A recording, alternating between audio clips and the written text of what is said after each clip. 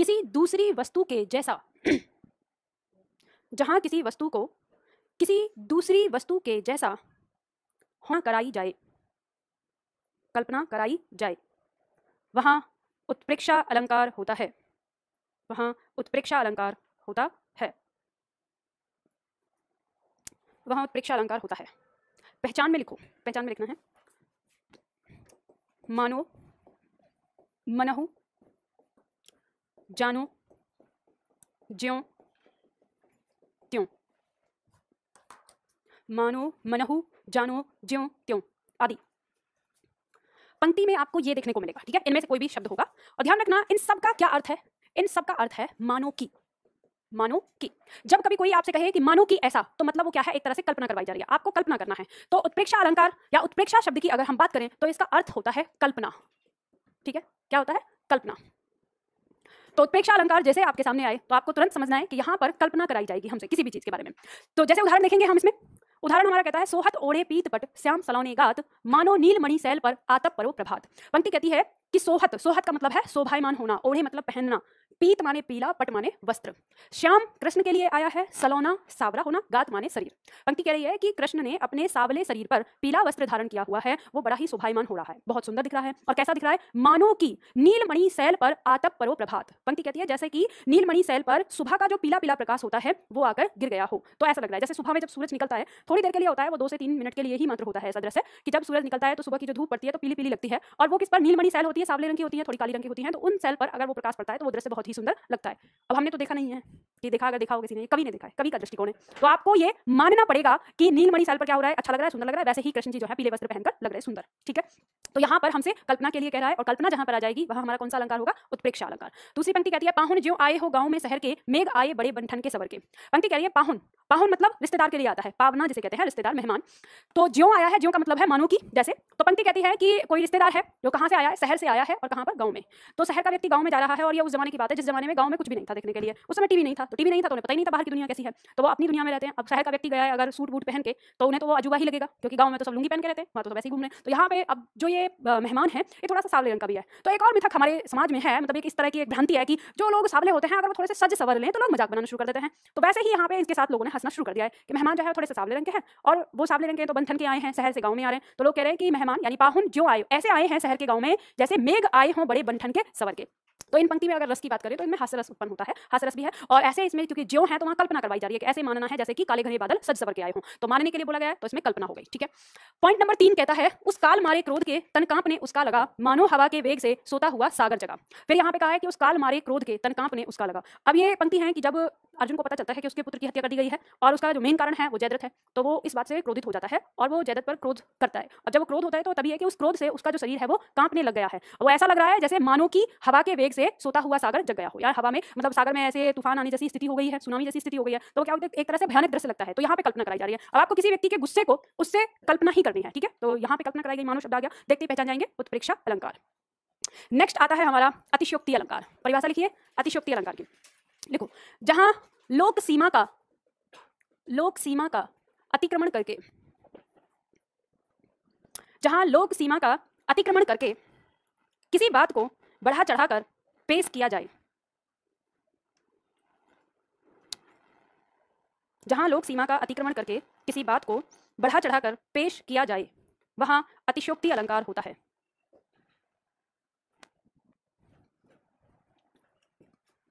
देखो अतिशयोक्ति शब्द बना है अति प्लस शय प्लस उक्ति से। अति मतलब बहुत अधिक, शय माने बढ़ा चढ़ाकर, उक्ति माने कथन। जब किसी कथन को बहुत अधिक बढ़ा चढ़ाकर कहा जाता है तो उसी को कहते हैं अतिशयोक्ति। अतिशयोक्ति आप इस तरह से समझ सकते हैं, जैसे मान लो आप एक तरह से समझ लेना अतिशयोक्ति अलंकार आपका कहां पर होगा, जब आपको किसी काम का होना दिखाया जाए, कोई घटना हो रही है, कोई काम हो रहा है, और आपको ये पता हो कि इस घटना को इस दुनिया में केवल और केवल एक ही चीज कर सकती है और वो है ईश्वरीय शक्ति, इसके अलावा इस घटना को कोई और नहीं कर सकता, तो वो उस घटना में क्या पाया जाएगा? अतिशयोक्ति पाया जाएगा। जैसे मान लो हम उदाहरण देखेंगे, हनुमान की पूंछ में लगन न पाई आग, सगरी लंका जल गई, गए निशाचर भाग। अब पंक्ति क्या कहती है कि जब हनुमान जी की पूंछ को तैयार किया जा रहा था आग लगाने के लिए, तो उन्होंने माचिस जला के जैसे आग लगाने की कोशिश करी तो अभी आग नहीं लग पाई है, इतने तो सारी लंका जल गई और सारे निशाचर भाग गए। तो ये तो बिल्कुल ही अतिशयोक्ति है। ऐसे कैसे हो सकता है कि उनकी पूंछ में आग न लगी और इतने तो सारी लंका जल गई? ऐसे कि सारी लंका में पहले से पेट्रोल छिड़क रखा था कि ये माचिस लगाई और सब जल गई ना? तो ऐसा नहीं है। हनुमान जी की पूंछ में आग लगी होगी, हनुमान जी हर जगह पर गए होंगे, वहां पे जलाया होगा और तब उसके बाद लंका जली होगी। लेकिन यहाँ पर क्योंकि जो लेखक है, जो कवि है, कवि का जो हीरो है वो है हनुमान जी, तो हीरो को तो दिखाना है बढ़ा चढ़ा के बिल्कुल। तो इसीलिए यहाँ पे इस पंक्ति के अंदर कौन सा अलंकार? अतिशयोक्ति अलंकार। नंबर 2 कहता है, आगे नदियां पड़ी अपार, घोड़ा कैसे उतरे पार। राणा ने सोचा इस पार, तब तक चेतक था उस पार। अब देखो पंक्ति कह रही है कि राणा प्रताप नदी पार करना चाह रहे हैं और नदी पूरी फैली हुई है और वो सोच रहे हैं किनारे पे खड़े होकर कि इस नदी से इस घोड़े को कैसे पार किया जाए। अभी उन्होंने इतना सोच के वो निपटे नहीं है, इतने उनका जो घोड़ा है चेतक वो नदी पार कर गया है। अब आप ये अंदाजा लगा सकते हैं भाई यहाँ पे जो कवि है उसका हीरो कौन है? चेतक।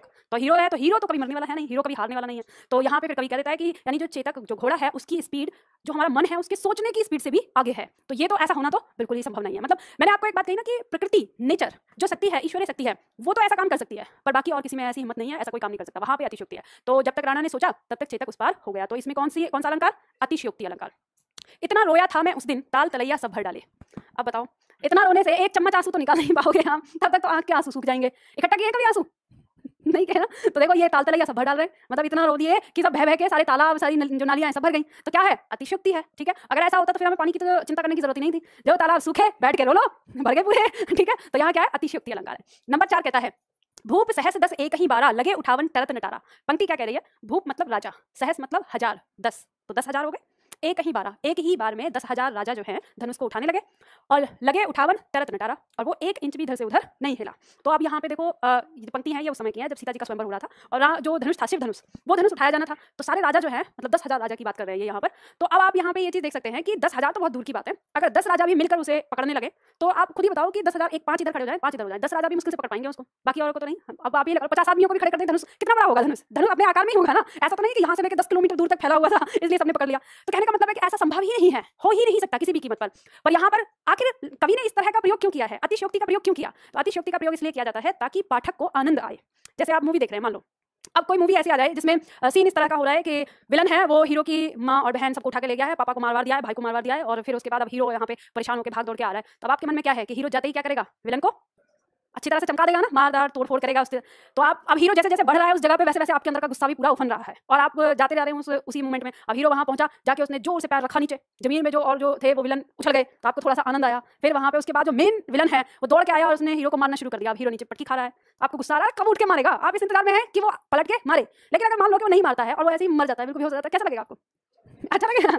टीवी फोड़ देंगे, मतलब बेकार लगेगा। आप ऐसी उम्मीद नहीं कर रहे। आप क्या उम्मीद कर रहे हैं कि हीरो ऐसा हो कि जब आके उसने अपना पैर जमीन पे रखा तभी वो विलन जो है डर जाना चाहिए था, और जैसे ही एक दौड़ के एक घूंसा लगाए बस विलन के प्राण पखेरु उड़ गए, तब मजा आएगा। हाँ, अब मजा आया। तो बात ऐसे ही है, अगर हीरो को बढ़ा चढ़ा के कोई कवि या लेखक नहीं लिखेगा तो पाठक को उसकी रचनाओं में मजा नहीं आएगा। इसीलिए अतिशयोक्ति का प्रयोग किया जाता है। तो यहाँ पे किया गया है। अब जैसे कहा नंबर 5 में, पानी परात को छुयो नहीं, नैनन के जल सो पग धोए। तो पानी परात को छुया नहीं है और अपने आंखों के जल से ही अपने दोस्त के पैर धो दिए हैं। किसने? भगवान कृष्ण ने। तो यहाँ तो कह सकते हैं भाई यहाँ तो भगवान कहा जाता है उनको, तो ऐसा हो सकता है आंखों में टंकी लग गई हो तो धो दिए है ना, लेकिन क्या है? अतिशयोक्ति है, ऐसा संभव नहीं होता। ठीक, चलो तो यहाँ पे आपको बात समझ में आ गई अतिशयोक्ति अलंकार हमारा क्या होता है। अब यहाँ हमारे पास 2 अलंकार हैं, एक अलंकार है भ्रांतिमान और एक अलंकार है संदेह। ये दोनों अलंकार आपको समझना है 2 शब्दों पे। एक शब्द है शक और एक शब्द है भ्रम। आपको मुझे बताना है कि दोनों शब्द अलग अलग होते हैं या दोनों ही शब्द एक होते हैं। अगर दोनों शब्द अलग अलग होते हैं तो इनमें क्या अंतर है? अगर आप इन दोनों में अंतर समझ पाएंगे तो आप इन दोनों अलंकार को समझ पाएंगे, और अगर अंतर नहीं समझ पाएंगे तो फिर दोनों अलंकार समझ में नहीं आएंगे। बताओ क्या अंतर है? हमारे किसी अतिशयोक्ति अलंकार में अनुप्रास अलंकार आया है क्या? बताओ बताओ, बोलो जल्दी, क्या अंतर है दोनों में?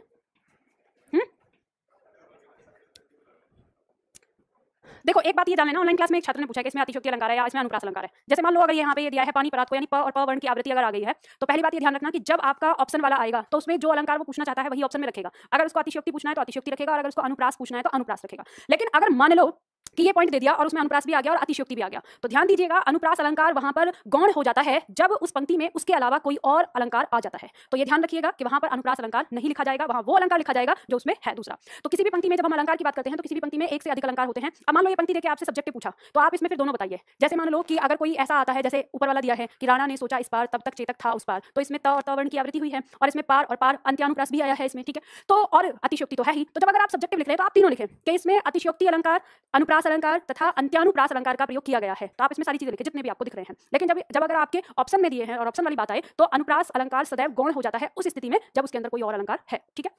चलो अब बताओ, ये जो मैं पूछ रही थी शक और भ्रम, इन दोनों में क्या अंतर है? क्या बता रहा है, बोलो। शक का मतलब किसी पे शक करना और भ्रम का मतलब किसी पे भ्रम करना।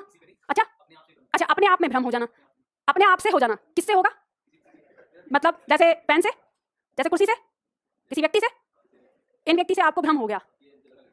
अच्छा तो ये है भ्रम। अच्छा, और शक, मुझे ये शक हुआ कि ये लड़का नहीं है लड़की है।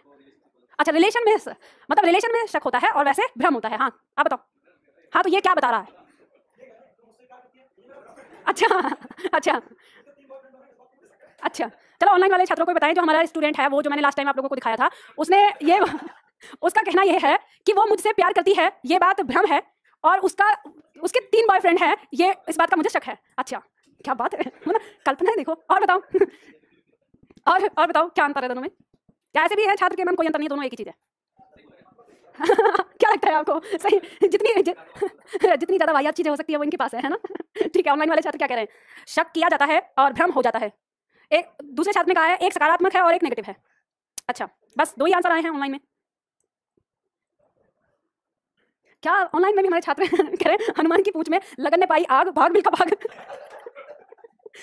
सच में भ्रम मीन्स गलतफहमी हो गई किसी बात को लेकर। अच्छा, और शक, जल्दी बताओ भाई जल्दी, ये तो इसमें है। और बैच नंबर 26 में क्या बोल रहे हैं छात्र? भ्रम हमेशा नहीं होता, वास्तविक पता चलने के बाद भ्रम खत्म हो जाता है। शक उस फिल्म का जो चोरी कर लेता है, भ्रम उस पर लगता है जो करके भी बोलता है कि नहीं किया। फिल्म का चोरी कर लेता है मतलब ये समझ में नहीं आया मुझे। चलो देखो, खैर सब लोगों ने प्रयास किया है, एक छात्र ने सही आंसर दिया है, बाकी अभी है।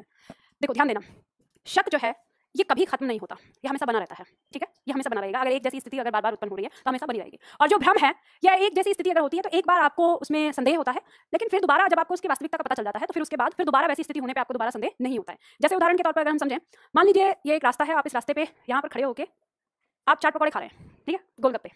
अब जब आप यहाँ पे खड़े होकर गोलगप्पे खा रहे हैं तो यहाँ से आपको दिखाई दिया कि आपका दोस्त आ रहा है, और जैसे ही आपने इसको देखा तो देखते ही आपने मुंह फेर लिया, अरे ये आ गया, अब इसको भी खिलाने पड़ेंगे, अब इधर हो गए। फिर एक ही सेकंड में आपके अंदर विचार आया, अरे 10 रुपये का खा लेगा तो क्या जा रहा है, तो आपने फिर चलो कोई बात नहीं इसको खिला देंगे। तो आपने पलट के फिर देखा, तब तक ये जो व्यक्ति है वो यहाँ आ गया है, और यहाँ पे आने पे पता चला है कि ये आपका दोस्त नहीं है, ये दोस्त के जैसा दिख रहा था। तो जब ये यहाँ पे दोस्त के जैसा दिख रहा था तो आपको यहाँ पे भ्रम हुआ था। तो फिर आप इसको देखने लगे, जब बोले अरे ये तो मेरा दोस्त नहीं है, तो इस व्यक्ति का यहाँ पे कुछ काम था, और काम खत्म होने के बाद ये वापस लौट के फिर इस जगह पे पहुंच गया, और यहाँ पे पहुंचते ही एक बार फिर आपको ऐसा लग रहा है कि ये आपका दोस्त है, लेकिन अब आपको पता है कि ये मेरा दोस्त नहीं है। तो अब आप ये यहाँ चाहे कितनी देर भी खड़ा रहे या रहे, देख रहे हैं आप, तो अब आपको ये शक या ये संदेह या ये भ्रम दोबारा नहीं होगा कि आपका मित्र है। तो भ्रम जीवन में एक स्थिति में एक ही बार होता है, ठीक है, लेकिन जो शक है ये वो स्थिति बार बार बदलती रहे, होती रहे, आपको उसकी हकीकत भी पता चलती रहे कि नहीं ऐसा नहीं ये है, ऐसा नहीं ये है, फिर भी आपको बार बार उस पर शक होता रहेगा। तो शक वो होता है जो कभी खत्म नहीं होता। जैसे उदाहरण के तौर पे समझे कि आपकी महिला मित्र है और आपकी महिला मित्र के पिताजी 7 दिन के टूर पे देश भ्रमण में निकले। अब दिन भर में उनका काम रहता है, तो उन्हें रात को ही अपनी बेटी से बात करनी है 1 बजे। अब उनके पिताजी हैं, उनकी बेटी है, कन्यादान तो कर नहीं दिया, तो उनकी मर्जी, जब चाहे तब बात करें। लेकिन आपने उनको फोन किया तो उनका फोन बिजी जा रहा है, तो आपने पूछा उनसे थोड़ी देर बाद फोन बिजी कैसे जा रहा था, उन्होंने कहा पापा का फोन है। तो आपने कहा रात को 1 बजे, ठीक है, तो अब कहा रात को 1 बजे पापा का फोन, भाई क्यों, पापा ने कन्यादान थोड़ी ना कर दिया, क्या आपके सपुर्द कर दिया है भाई रात को, आप 12 बजे के बाद कोई फोन नहीं कर सकता, जब आप कर सकते हो तो पिताजी क्यों नहीं, उनका तो पूरा अधिकार है। तो फिर भी खैर हम ये सवाल करते हैं, है ना, जबकि ये नहीं करना चाहिए, क्योंकि माता पिता तो क्या पता आपकी तरह पिताजी को भी डाउट हो कि बेटी रात में 1 बजे क्या करती है, जरा देख ले, समझ रहे ना। तो कहने का मतलब है, फिर बताया उन्होंने कि अरे ऐसा नहीं है, मेरे पापा गए हुए हैं और उन्हें शाम को ही रात को ही टाइम मिलता है, वो इसी टाइम पे अपने रुकने वाले स्थान पे पहुंचते तभी बात करते हैं। अच्छा ठीक है, अगले दिन आपने फिर 1 बजे फोन किया, फिर फोन बिजी जा रहा है, तो फिर पूछा कि पापा का फोन था, हाँ हाँ पापा का फोन होगा, एक काम करो तुम जरा स्क्रीनशॉट भेजना, तो उन्होंने भेज दिया, हाँ लिखा हुआ था पापा जी, ठीक है। अगले दिन फिर से 1 बजे जा रहा है फोन बिजी, आपने कहा एक काम करो ये जो पापा जी वाला जो नंबर है ये नंबर दो मुझे, क्योंकि फिर से आपके दिमाग में ऐसा ही डाउट आ रहा है। तो आपने फोन मिलाया, वहाँ बोले पापा जी हेलो, सच में पापा जी काट दिया, पापा जी हैं, ठीक है। अगले दिन फिर से फोन बिजी जा रहा है, तो आप कह रहे हैं कि अरे तुम्हारे पापा इतने हर रोज क्यों बात करते हैं, हमारे पापा तो नहीं करते, हमारे पापा 15 दिन में बात करते हैं, भाई वो आपके पापा है नहीं करते वो अलग बात है कि उनके पापा करते हैं। तो उन्होंने बता दिया कि एक काम करो तो मेरा फोन रख लो अपने पास, उन्होंने बता दिया, लेकिन आप देख रहे हैं फिर भी सारी चीजें पता चल रही है, नंबर भी पापा का है, फोन भी है, सारी चीजें, लेकिन फोन जा रहा है बिजी। तो अगर ये कोई चक्कर है, ये झूठ बोला जा रहा है, पापा का बहाना लिया जा रहा है, ऐसे कैसे हो सकता है। अब आपके दिमाग में वो चीज चल रही है, यानी वास्तविक स्थिति आपको पता है क्या है, लेकिन फिर भी वो बार बार चल रही है, वैसी स्थिति होती है और बार बार मन में जो है वो डाउट होता है, यानी सारी हकीकत पता चलने के बाद भी आपको लगता है नहीं कोई ना कोई चक्कर है। अरे तुम तो गंभीर हो गए। देखो मैं आपको ये समझा रही थी, सुनो पहले मेरी बात सुनो, मैं आपको ये समझा रही थी कि शक वास्तव में क्या होता है, ठीक है। अगर आपने पहले दिन ही पकड़ लिया तो वो शक थोड़ी है, वो शक थोड़ी है, वो तो हकीकत है। वो शक तो आपको पूरे जीवन भर रहने वाला है, वो नहीं। पहले देखो ये आपका पर्सनल मैटर है। मैं जो समझा रही हूँ वो सार्वजनिक मैटर है, तो आपकी जो स्थिति है उसको हम बाद में बात कर लेंगे। मैं आपको तरीके भी बता दूंगी बचने और उन सबके। अभी जो मैं समझा रही हूँ वो समझ लो। कई बार बच्चे ना गंभीर हो जाते हैं इस मुद्दे पे, मैं जानबूझ के आप लोगों की जिंदगी से लेती हूँ। तो ये बात समझाई मैंने कि जो शक है वो क्या है। शक वो चीज होती है, आपको वास्तविक स्थिति का पता है कि आपके दिमाग में ये क्या है, एक प्रकार का वहम है, फितूर है, एक संदेह है, ऐसा सच में नहीं है, लेकिन फिर भी आपको एक जैसी स्थिति होने पे वो बार बार हो रहा है। तो शक वो होता है जो कभी खत्म नहीं होता, और भ्रम वो होता है जो वास्तविकता पता चल जाने पर फिर दोबारा कभी उत्पन्न नहीं होता। तो अब जो हम अलंकार पढ़ने वाले हैं वो यही है, जो दोनों अलंकार हम पढ़ने वाले हैं, भ्रांतिमान और संदेह अलंकार। जब हम भ्रांतिमान पढ़ेंगे तो भ्रांतिमान में क्या होगा कि पहली बार ऐसी स्थिति आएगी जिसमें हमें किसी और चीज के होने का भ्रम होगा, लेकिन हमें वास्तविकता पता चल जाएगी और फिर उसके बाद वैसी स्थिति में दोबारा कभी भ्रम नहीं होगा। लेकिन जो संदेह अलंकार होगा वो ये होगा कि उसमें हमें स्थिति कैसी भी हो, हमें वास्तविकता पता चल रही हो या ना चल रही हो, और हमें बार बार उस पर क्या होता है, शक होता है कि ये जरूर कुछ और है। ठीक है, तो ऐसे ही होगा। तो इसमें लिखिए, भ्रांतिमान अलंकार में परिभाषा लिखते हैं। लिखिए इसमें, जब उपमेय में उपमान का, और एक चीज और ध्यान रख लीजिएगा, इस समय हमारी क्लास जो चल रही है वो थोड़ी सी डेंजर जोन में चल रही है, ऐसा मैं ये बोलती हूँ आपको कि डेंजर जोन वाली। मैं आपकी दुखती पे कभी कभी हाथ रख देती हूँ, तो ये ध्यान रखना कि आप फ्लैशबैक में जाइए जरूर, लेकिन वापस आ जाइएगा जब मैं पढ़ाना शुरू कर दूँ। अभी तो कुछ भी नहीं है, अभी तो हम और आगे बढ़ने वाले हैं, श्रृंगार रस पढ़ेंगे। तो फ्लैशबैक में जाना, लेकिन जैसे ही मैं पढ़ाने के लिए करूँ वापस भी आ जाना। ठीक है, तो कभी पता चले कि हम तो पढ़ने के लिए लगे, आप अभी फ्लैशबैक में डूबे पड़े हैं, तो फिर वहां चलता रहेगा। कुछ कल्पनाएं भी मैं करवाऊंगी आपसे कि ऐसे सोचो, तो ये नहीं कि सोचो तो सोचते ही रह जाओ, वापस भी आ जाना है। ठीक है, तो चलो अब वापस आ जाओ और फिर लिखते हैं परिभाषा। जब उपमेय में उपमान का भ्रम पैदा हो, जब उपमेय में उपमान का भ्रम पैदा हो किंतु कुछ समय बाद वास्तविकता का पता चलने पर, किंतु कुछ समय बाद वास्तविकता का पता चलने पर भ्रम समाप्त हो जाए। जब उपमेय में उपमान का भ्रम पैदा हो किंतु कुछ समय बाद वास्तविकता का पता चलने पर, वास्तविकता का पता चलने पर भ्रम समाप्त हो जाए।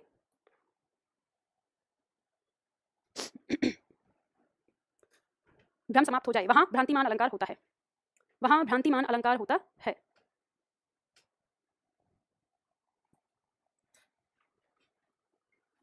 पहचान लिखिए, इसकी पहचान करके लिख लीजिए। इसमें आपको पंक्ति में जानकर, समझकर, जान, जनु आदि, या जानी शब्द भी होता है एक, जानी, जानकर, समझकर, जान, जनु, जानी, इस तरह के शब्द आपको पंक्ति में देखने को मिलते हैं। इन सब का मतलब होता है ऐसा समझकर, ऐसा समझ कर। ठीक है, इन सब का अर्थ होता है ऐसा समझकर। पंक्ति देखो, उदाहरण मिटा दूं इसे।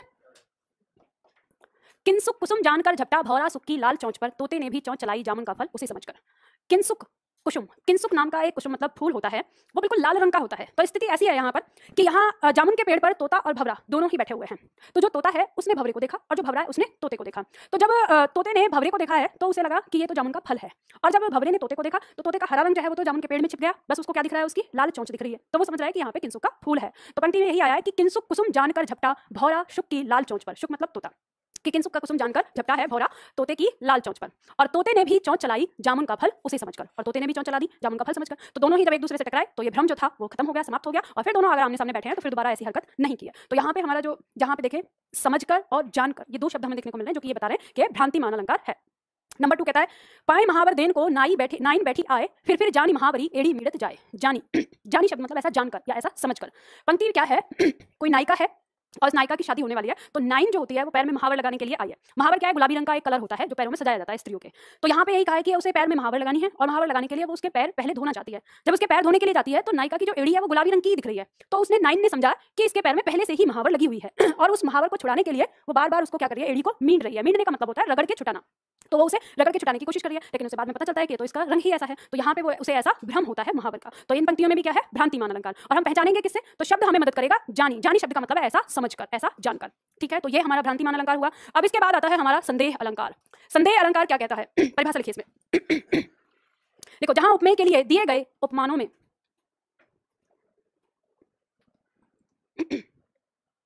ऑनलाइन में एक छात्र बार बार मैसेज कर रहा है कि मैम एसएससी जीडी के हिसाब से सिलेबस हो जाए। तो बेटा एसएससी जीडी के लिए मैंने कल भी बताया था, परसों की क्लास में बताया था शायद, तो फिर आपको बता दे रही हूँ, एसएससी जीडी में पार्ट 3 नहीं आएगा। आपने ऑनलाइन क्लास ले रखी है, अगर आपने वर्णमाला से क्लास शुरू करी है तो वर्णमाला से लेकर वाक्य शुद्धिकरण तक ही आएगा, और अगर आपने संज्ञा से शुरुआत करी है तो वाक्य शुद्धिकरण समझिए और बाकी सारी शब्दावली याद करिए। 2-4-5 दिन में मैं क्रैश कोर्स शुरू करने वाली हूँ आपके एसएससी जीडी के लिए, तो वो आप क्रैश कोर्स ज्वाइन कर लेना, वहां पे आपके एग्जाम के अनुसार हो जाएगा। ठीक है, अब दोबारा कमेंट मत करना। क्या लिखा आप लोगों ने, जहां उपमेय के लिए दिए गए उपमानों में संदेह बना रहे, संदेह बना रहे,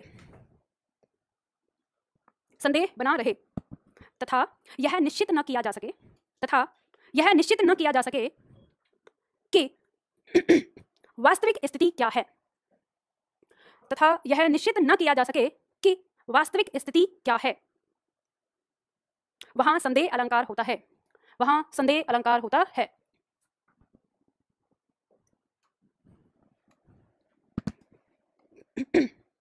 देखो उदाहरण से पहले पहचान समझ लो। ध्यान देना, पंक्ति के अंदर आपको देखने को मिलेंगे है कि, अथवा, या आदि शब्दों का प्रयोग आपको देखने को मिलता है। ध्यान रखिएगा, ऐसा कोई शब्द मिल सकता है जिसका अर्थ अथवा हो, ठीक है, या अथवा दोनों एक ही जैसे शब्द हो गए, और इसके अलावा जिसका अर्थ अथवा आता हो वो भी, और या है कि शब्द का प्रयोग देखने को मिलेगा। जैसे उदाहरण दिया है, सारी बिच नारी है, किनारी बिच सारी है, सारी ही की नारी है, किनारी ही की सारी है। ध्यान दीजिएगा, इस सारी का मतलब है साड़ी, ठीक है, साड़ी। ये उस समय का दृश्य है जब द्रौपदी का चीरहरण हो रहा था, तो वहां बैठे हुए लोगों के मन में ये संदेह उत्पन्न हो गया कि सारी बिच नारी है, यानी साड़ी के बीच में नारी खड़ी हुई है, या नारी बिच साड़ी है, या नारी के बीच में साड़ी निकल रही है, यानी उसी के बीच से साड़ी निकल रही है। साड़ी ही की नारी है, या साड़ी से बनी हुई नारी है, या नारी ही की साड़ी है, या नारी से ही साड़ी बनती जा रही है। तो ये कहा जाता है कि जब चीरहरण हो रहा था, भगवान श्री कृष्ण का चीर बढ़ाना शुरू कर दिया, तो कहते हैं कि वहां कपड़ों का ढेर लग गया और दुशासन साड़ी को खत्म नहीं कर पाया। तो अब ऐसी स्थिति में वहां लोग जो बैठे हैं उन्हें समझ में नहीं आ रहा कि वास्तविक स्थिति आखिर क्या है। तो यहाँ पर इस पंक्ति के अंदर क्या होगा, संदेह अलंकार होगा। दूसरा पॉइंट यहाँ पे कहता है, हरि मुख यह आली कि केंधो उगो मयंक। ये जो केंधो है, इस केंधो शब्द का अर्थ है अथवा। लिख लीजिए, पंक्ति कहती है कि यहाँ पर नायिका है और नायिका अपनी सखी से कह रही है, आली का मतलब है सखी, आली शब्द का अर्थ है सखी, कि हे सखी, ये हरि का मुख है, यानी ये हरि श्री कृष्ण का मुख दिख रहा है, या मयंक उग आया है। मयंक किसका पर्यायवाची, चंद्रमा का, कि यह हरि का मुख है या चंद्रमा उग आया है। तो जब उसने कह दिया कि ये मुख है या चंद्रमा है, तो इसका मतलब उसे स्थिति क्लियर नहीं है, वो दोनों ही संदेह में, या तो ये या तो ये। तो दोनों में जब जहां ऐसी स्थिति हो कि या तो ये या तो ये, वहां पर ही क्या होता है, संदेह होता है। नंबर 3 कहता है, भूखे नर को भूल कर हर को देते भोग, पाप हुआ या पुण्य है करूं हर्ष या शोक। इस शोक का मतलब है शोक से है, ठीक है, दुख मनाना। कवि कह रहा है कि भूखे नर को भूलकर, यानी बाहर आपने देखा होगा मंदिरों के बाहर इतने सारे लोग भूखे बैठे होते हैं और लोग जा रहे होते हैं मूर्ति के सामने भोग लगाने के लिए। तो उसी दृश्य को देखकर कवि यहाँ पे कह रहा है कि भूखे नर को भूलकर हर को देते भोग, यानी प्रभु को क्या कह रहे हैं, भोग लगा रहे हैं। पाप हुआ या पुण्य है, पाप कैसे, क्योंकि भूखे नर को भोजन नहीं देना सबसे बड़ा पाप माना जाता है, और पुण्य, ईश्वर को आपने भोग लगाया, ये पुण्य। तो कवि कह रहा है कि पाप हुआ या पुण्य है करूं हर्ष या शोक, मैं खुशी मनाऊं या शोक। अब बताओ, आपको ये सवाल आपसे है, क्या होगा क्या हुआ यहाँ अगर ऐसी स्थिति हुई, तो पाप हुआ या पुण्य हुआ? अच्छा, पुण्य नहीं हुआ, ईश्वर को भोजन दिया है। कितने लोग जाते हो मंदिर, ईमानदारी से बताना, संडे को तो जाते हो, तो आप कैसे कह सकते हो कि पाप हो गया? खाने को देखोगे देखो, अगर सही मायने में कहा जाए तो सच में यहाँ पाप हुआ है और कोई पुण्य का काम नहीं है। आप किसी पत्थर की मूर्ति के सामने आप भोग लगा रहे हैं, वो कोई पुण्य का काम नहीं है। और शायद आपको ये कोई सच नहीं बताएगा कि अगर आप ऐसी स्थिति करते हैं तो स्वयं नारायण भी अगर उस मूर्ति में होंगे तो वो उस मूर्ति से अपना अंश निकाल ले जाएंगे। ये बहुत बड़ी बात है, आप लोगों को नहीं पता है। ध्यान रखना, मैं नास्तिक नहीं हूँ, बहुत बड़ी आस्तिक हूँ। मेरे जितना बड़ा आस्तिक शायद नहीं होगा कोई, क्योंकि मुझे जीवन में सिवाय ईश्वर के किसी और पर भरोसा नहीं। लेकिन मैं कभी मूर्ति पूजा भी नहीं करती, ना मैं कभी घंटी बजाती, ना मैं कभी किसी मंदिर में जाती। मैं कोई मूर्ति पूजा नहीं करती। मुझे पता है कि वो साक्षात है, इस समय है, मेरे पास है, मेरे अंदर है, आप लोगों के अंदर है। जिसे आप आत्मा कहते हो वो है क्या? वो उस परमात्मा का ही तो अंश है। पानी ही ते हिम भया, हिम है गया बिलाए, यानी पानी से हिम, पानी से बर्फ बना और बर्फ से फिर पानी। ऐसे ही हमारा शरीर, हमारा जीवन है। तो ये ध्यान रखना, अगर कभी आपको ऐसा लगे कि ईश्वर को भोग देने में और किसी भूखे को भोजन देने में से अगर चुनना हो तो क्या चुनना है? भूखे को भोजन देना। अब मैं आपको एक चीज बताती हूँ, जैसे आप मान लो आप मंदिर में जाते हो, मंदिर में दान पेटी में दान देकर आते हो या किसी को भिक्षा देते हो, आप हमेशा पाप करते हो, ये सब पाप है। फिर आप कहेंगे तो मैम पुण्य क्या होगा? तो पुण्य होगा जब आप कभी भंडारा करते हो या किसी भूखे को भोजन खिलाते हो। आप जीवन में अगर ईश्वर के लिए कुछ करना चाहते हो, मतलब ये चाहते हो कि मैं कुछ पुण्य कर लूं, तो ये हमेशा याद रखना, भूखे को भोजन खिला दो। अब ये मत सोचना कि अच्छा ये भूखा मतलब किसी बड़े बड़े महाराजा और ये ऐसे जिसके घर में पूरा अनाज भरा पड़ा है, वैसे को अपने यहाँ पे दावत पे ले आओ, तो ये सब नहीं। ऐसे को जो नहीं खा सकता है ना, जिनके पास नहीं होता, ऐसे को भोजन देने से ऐसा क्यों होता है? तो याद रखना, ईश्वर का काम क्या है? आप ईश्वर को क्या दे सकते हो? कुछ भी नहीं दे सकते। मतलब ईश्वर की दी हुई चीज को आप ईश्वर को अर्पण करते हुए अपने आप को मतलब सीना चौड़ा करते हो। इससे बड़ा बेवकूफी वाला काम और क्या होगा? मतलब जिसने हमको दिया हम उसी को देके बड़े लाटसाब बनते हैं कि हमने देखो आपके नाम पे इतना दे दिया, मैं अगर 1000 कमाता हूं तो मैंने 100 रुपये आपके नाम पे खर्च कर दिया, अब तो भगवान जी मेरे पे कृपा कर देना। अरे वो 1000 आया कहां से है? उसकी कृपा से आया है ना। तो याद रखना, जीवन में अगर कुछ बहुत अच्छा काम करना चाहते हो तो ये काम करो कि किसी भूखे को भोजन दे दो। क्यों? ये मैं रीजन भी बता देती हूँ आपको। ईश्वर का काम है, ईश्वर का लक्ष्य है सबको भोजन खिलाना। ईश्वर का ये लक्ष्य होता है हर दिन का, यानी 24 घंटे में जब ये दिन शुरू होता है, परमात्मा का काम होता है कि मेरा इस जगत में कोई भी प्राणी भूखा ना सोए, उसको उसका भोजन प्राप्त हो। तो जब आप किसी को भोजन देते हैं तो आप ईश्वर के काम में मदद करते हैं, तो ईश्वर आपसे खुश होता है। जैसे मान लो आपकी मम्मी कोई काम कर रही है और आप जाके अपनी मम्मी के साथ कोई काम करने लग जाएं, तो उस समय के चलो मम्मी मैं भी ये काम करा देता हूँ, तो मम्मी कितनी खुश होती है। तो ऐसे ही परमात्मा भी खुश होता है कि आप अगर किसी का पेट भरने में मदद करेंगे तो ईश्वर प्रसन्न होगा। चलो लेक्चर बहुत लंबा हो गया, आगे बढ़ते हैं। हाँ जी, ये फास्ट रखना और ये सारी चीजें, ये सब बेकार की चीजें हैं। आज सावन का हो या कहीं का भी हो, देखो एक बात मुझे बताओ, आप व्रत रखते हो, देखो एक बहुत जल्दी से आपको बताऊंगी, व्रत रखने की प्रथा हमारे सनातन धर्म में क्यों शुरू हुई। ये इसलिए शुरू हुई, इसलिए नहीं कि आप भूखे रह के परमात्मा को मना लेंगे ना। भूखे रह के आप एक दिन का जब फास्ट रखते हैं, आप अपने जो आपका पाचन तंत्र है ना उसको आप सही रखने के लिए करते हैं। तो हमारे धर्म की अगर बात करें, धर्म नहीं सनातन जो हमारा है, इसमें हर चीज के पीछे एक वैज्ञानिक आधार होता है, पूजा पाठ, खाना पीना, इन सारी चीजों के पीछे। तो फास्ट के पीछे भी है। अब मान लो महीना, 1 महीना 30 दिन का, उसमें से आपने 15 दिन फास्ट रख लिया तो बीमार हो जाओगे, मर जाओगे। फिर क्या कहेगा वहां से परमात्मा? और एक लात मार के भगाएगा कि तुझे भेजा था जीवन देने के लिए, भूखा रखे और एहसान कर रहा है मुझ पे। व्रत रखो, याद रखो, व्रत रखना है गलत कामों से। हम क्या नहीं करेंगे? गलत काम नहीं करेंगे। छल कपट नहीं करना है, किसी को गाली गलौच नहीं देना है। इसका व्रत करो, भोजन त्याग के कौन सा तुम इतना पहाड़ उठा लोगे। और व्रत रखने का एक और आधार माना गया था कि आप अगर 30 दिन में से एक दिन का व्रत रखते हैं तो एक दिन का खाना जो है बचता है। आप सोचो, अगर पूरे संसार के सभी प्राणी अगर एक दिन का व्रत रखें तो कितना खाना बचेगा? बचेगा ना। तो बस ये बहुत सारी पीछे लॉजिक है इन सब चीजों के, ठीक है। चलो, विरोधाभास लिखो, परिभाषा विरोधाभास अलंकार की, फटाफट जल्दी। जहां विरोध का आभास होता हो, जहां विरोध का आभास होता हो किंतु वास्तव में विरोध ना हो। जहां विरोध का आभास होता हो किंतु वास्तव में विरोध ना हो।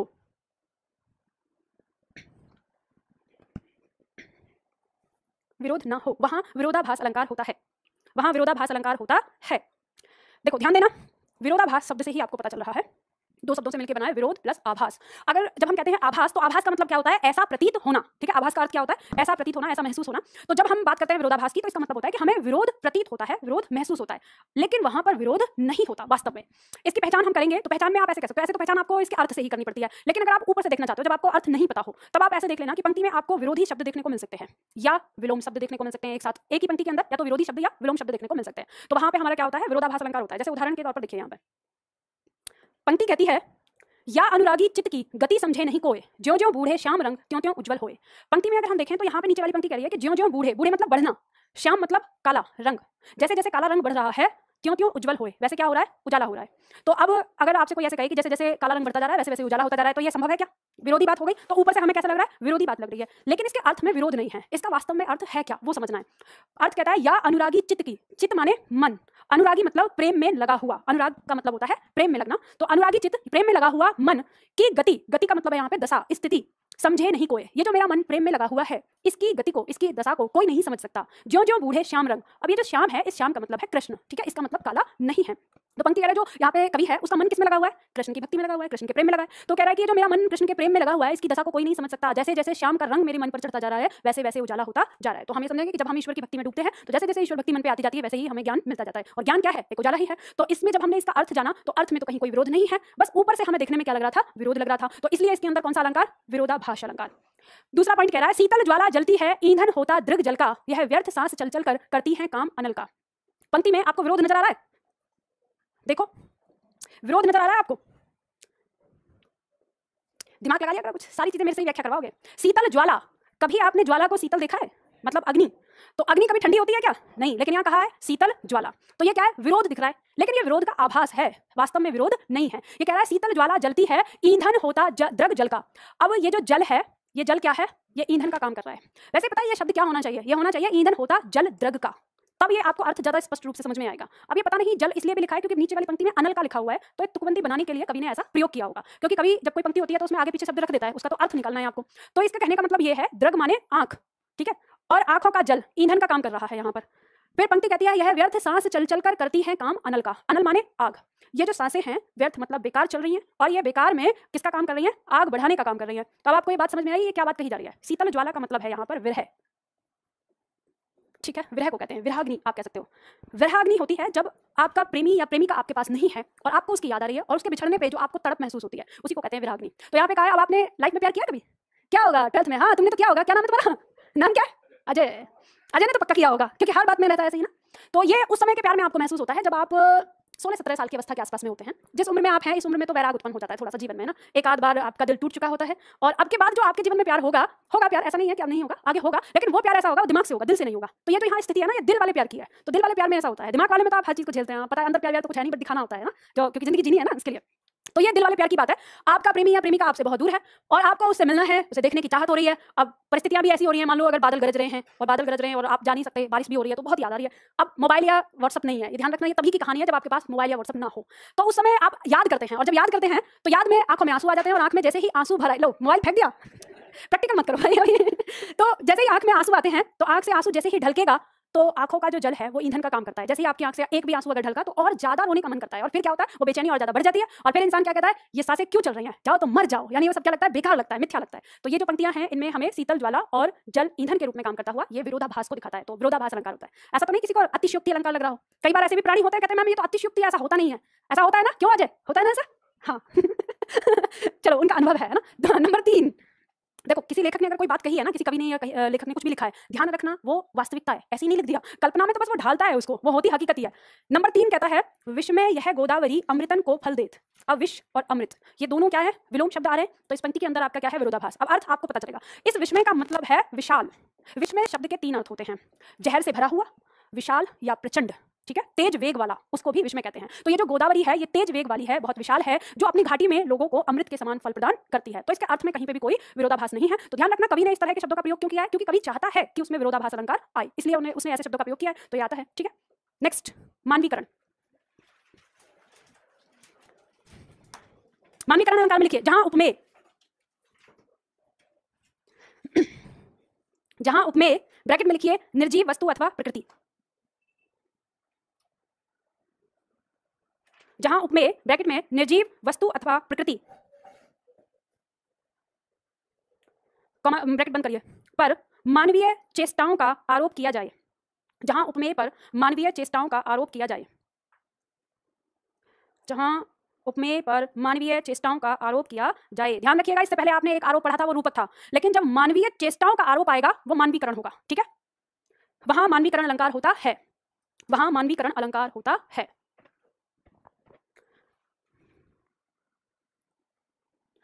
ऑनलाइन क्लास में एक छात्र ने कहा है कि मैम यहाँ पर उज्जवल की वर्तनी गलत है।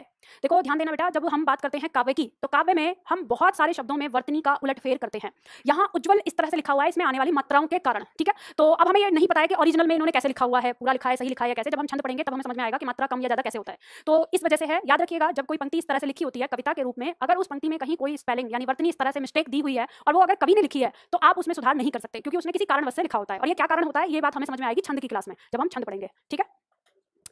अब देखो मानवीकरण अलंकार का मतलब क्या होता है, सबसे पहले ये समझो। मानवीकरण, मानवी मतलब मानव रूप, करण मतलब करना। जब किसी प्रकृति पर या आप किसी निर्जीव वस्तु में मानव की जैसी चीजें होते हुए दिखाते हैं, वो मानवीकरण कहलाता है। जैसे मान लो कि अगर हम इस पेन की बात करें, ये पेन क्या मानव है?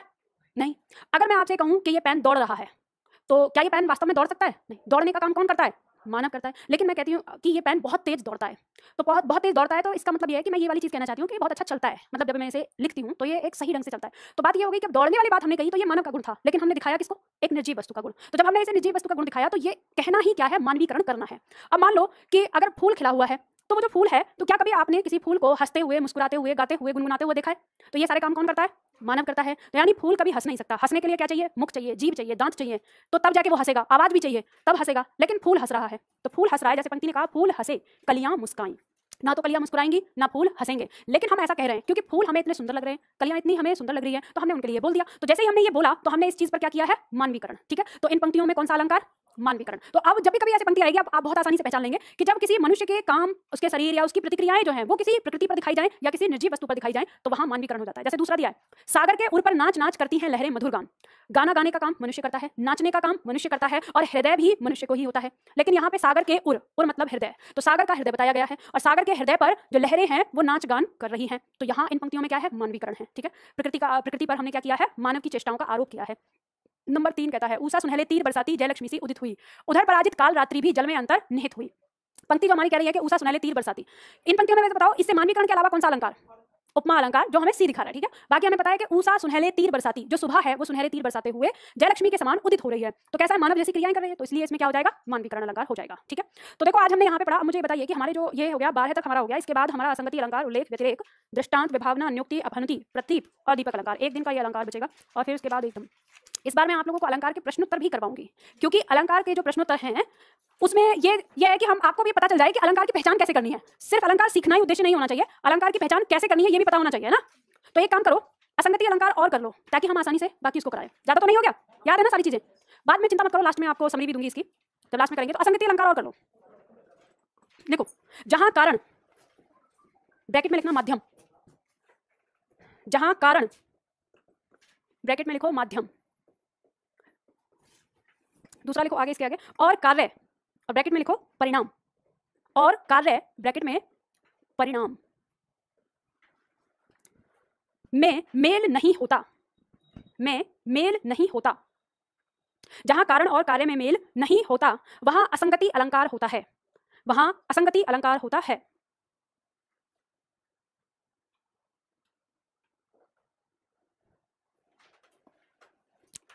वहाँ असंगति अलंकार होता है। अब देखो, इसको ऐसे समझ लेना, आपकी परीक्षा में ऐसे पूछ लिया जाता है कि जहाँ कारण और कार्य में मेल नहीं होता वहाँ कौन सा अलंकार होता है। अब यहाँ पे इसे समझना है, माध्यम और परिणाम क्या बताया मैंने, ध्यान देना। माध्यम होता है मतलब जब जो साधन है, जो चीज़ कही गई है और उसमें जो काम हो रहा है, जो घटना हो रही है, और उसका परिणाम जो रिजल्ट निकलना है वो वहाँ नहीं निकल के कहीं और निकलता है, ठीक है। तो वहाँ पर असंगति होता है, यानी कारण और कार्य में कोई मेल नहीं होता। जैसे शब्द है असंगति, दो शब्दों से मिलकर बना है, अ प्लस संगति, संगति मतलब मेल और अ माने नहीं। तो जहां पर आपस में मेल नहीं होता, यानी कि काम कहीं पे हो रहा है और उसका रिजल्ट कहीं और आ रहा है, वहां पर असंगति अलंकार होता है। जैसे उदाहरण दिया है, हृदय घाव मेरे पीर रघुबीरे। लक्ष्मण जी कहते हैं कि मेरे हृदय में घाव हुआ है, लेकिन जो पीड़ा है, पीर का मतलब है पीड़ा, जो पीड़ा है वो किसके हृदय में हो रही है, रघुवीर के, राम के हृदय में हो रही है। तो चोट तो लगी है लक्ष्मण को, और दर्द कहाँ हो रहा है, राम को। तो कार्य तो कहीं और हुआ है, लेकिन उसका परिणाम कहीं और निकल रहा है। तो ये हमारा क्या होगा, असंगति अलंकार होगा।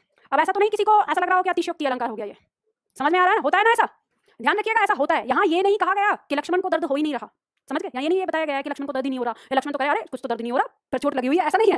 लक्ष्मण को भी दर्द हो रहा है, लेकिन यहाँ ये बताया जा रहा है कि जो दर्द लक्ष्मण महसूस कर रहे हैं वैसा ही दर्द राम भी महसूस कर रहे हैं, बिना चोट खाए, उन्हें पता चल रहा है। तो आप देखेंगे इस तरह से माँ और संतान के बीच का रिलेशन होता है। आप जैसे मान लो अगर अपनी मम्मी को ना बताएं और यहाँ पे आपको फीवर आ रहा हो, तो माँ तुरंत फोन करके बोलेगी बेटा तू ठीक तो है ना, हाँ ठीक है ना, मुझे लगना रहा तेरी आवाज नहीं बता रही, उन्हें ऐसा एहसास हो जाता है। तो क्या होता है कि जहाँ हम बहुत ज्यादा अधिक गहरे प्रेम में होते हैं, लगाव में होते हैं, तो वहाँ हमें एहसास होता है एक दूसरे के दर्द का। तो वही यहाँ पे बात है राम और लक्ष्मण के बीच में, आप जानते हैं कितना गहरा प्रेम है। तो यहाँ पर क्या है, असंगति अलंकार है। नंबर 2, द्रग उर्झत टूटत कुटुंब जुरत चतुरचित प्रीति परत गांठ दुर्जन हिये दई नहीं यह रीति। तो यहाँ पे द्रग मतलब नयन, नेत्र, उर्झत मतलब उलझना, नायक और नायिका के नयन उलझते हैं। अब ध्यान दीजिएगा, जो चीज आपस में उलझ रही है, अगर कोई चीज उलझ गई तो सुलझाने पे टूटने की संभावना तो उसी की होती है ना, लेकिन यहाँ उल्टा हो रहा है। टूटत कुटुंब, कुटुंब माने परिवार, नायक और नायिका की नजरें उलझती हैं और टूट जाते हैं उनके परिवार, काम कहीं और हो रहा है और परिणाम कहीं और निकल रहा है। आगे कह रहा है जुरत चतुर चित प्रीति, चित मतलब मन, प्रीति माने प्रेम, इस प्रीति का मतलब है प्रेम।